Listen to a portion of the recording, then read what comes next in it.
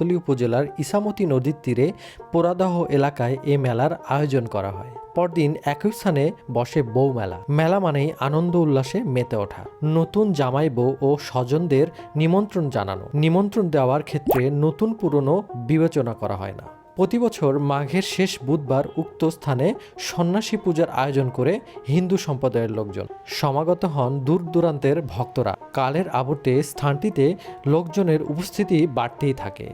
এভাবে গোড়াপত্তন ঘটে পোড়াদহ মেলার।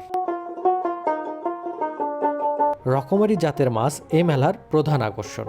বুধবার ভোররাতের আগেই আড়তে আনা হয় বড় আকারের মাছগুলো, আর ভোররাত থেকেই আড়তে ছুটে যান খুচরা ব্যবসায়ীরা। চাহিদা অনুযায়ী তারা মাছ কেনেন।